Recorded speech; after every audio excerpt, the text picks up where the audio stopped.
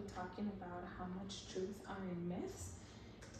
One of my emphasis is going to be vampires in the Bermuda Triangle due to they're the most common in most cultures.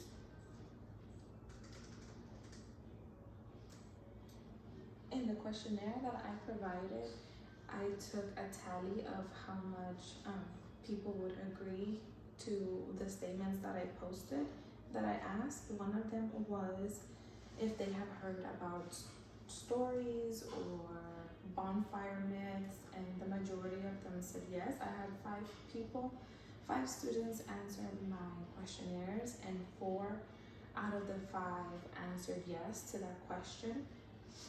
The Bermuda Triangle is mythical, but it is mythical, but there's no assurance in the matter. That was also one of the questions, and the majority of them agreed to that.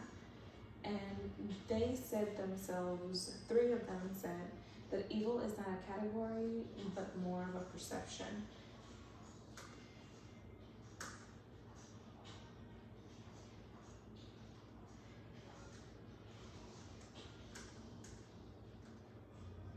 There are different types of vampires, considering in every culture there are different ones, but they all have a common goal, which is to drain their victims of their blood.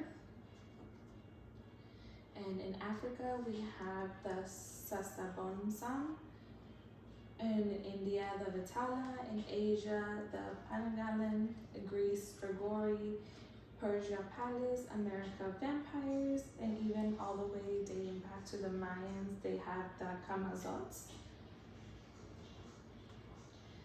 And since they are in every culture and every part of the world, these creatures are living with them according to the cultures. Are they really a myth, or are they really among us? In my opinion, somebody somewhere saw something and lived to tell the story, and that's why we do have these cultures that perceive vampires in their everyday stories.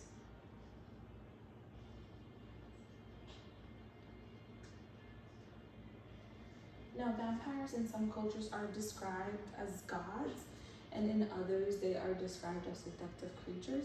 One of the things that one of the students said was that they believe that some of the stories that were told are told to beware, to warn other people, and even to teach a lesson. One of the specific myths that stood out was that vampires in every culture, they were dead or they lived forever. That was one of the things that they had in common, and besides that they drink blood. One of the things that they also have in common is that they lure the victims and drain their body of their blood for their survival. In every story, they were saying that the victims would be lured or seduced by the vampire, and that's how they died. It makes you think, it makes you wonder if it's just a tale, or is it a warning for beautiful people? The majority of the vampires, they said that they perceive themselves as beautiful to lure their victims into their death. Or is it another to just, if it's too good, then it's not true? How can something so insignificant as a story could travel all the way around the world? And now the Bermuda Triangle.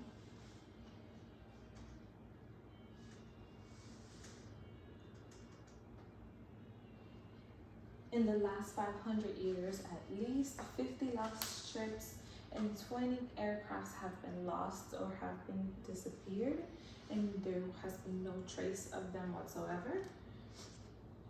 It goes all the way back to Christopher Columbus, when he noted in his notebook that he saw lights, and his compass went haywire when he approached the Bermuda Triangle. He also saw a burst of flame falling into the sea. Some of the ships And some of the airplanes that I'll be talking about today will be the Mary Celeste,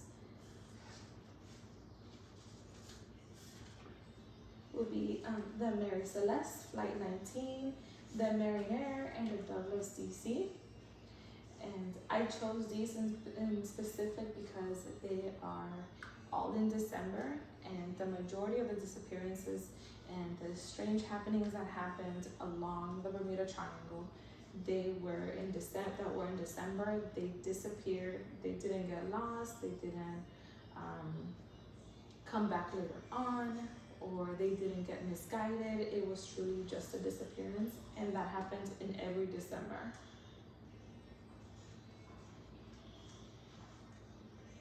When I started this project, I went with the scientific reasoning behind it. There are many factors that can contribute to the disappearances that are justified by science. For example, the circular currents along the Bermuda Triangle with the hot air, with the sun heating up the equator and warming up the water going to the North Pole. And with the rotation of the Earth, it causes circular currents, causing some of the ships to be lost and sunk. There's also some statements about the magnetic field that doesn't point to true north, that it points to true north and not magnetic north, causing the ships to get lost. The U.S. Navy states that there is no known maps and ships and boundaries that says that Bermuda Triangle is a phenomenon, and it does not maintain an official file on the area.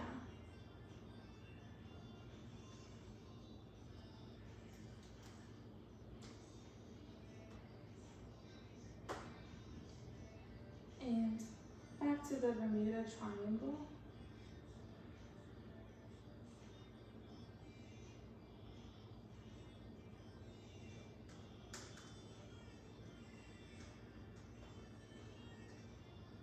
The Flight 19 and the PMB Mariner, they were both sent back to back. The Mariner was actually the rescue team, and they lost in total 27 people, and they got nowhere to be back. They got no communication from them. They lost communication, and they lost all members of the team, including the Flight 19 and the rescue team. On the Mary Celeste, it is still an unsolved mystery. It was found in the coast of Portugal. The cargo was intact, but there was no missing boats, and nobody was in sight.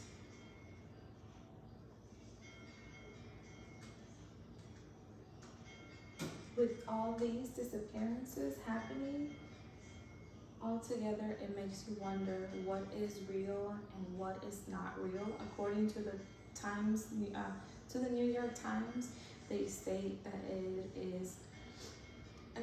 is not a supernatural phenomenon, that it could be just the natural waves of the world and how it rotates, and that it could be backtracked to science. But in other sides, such as the history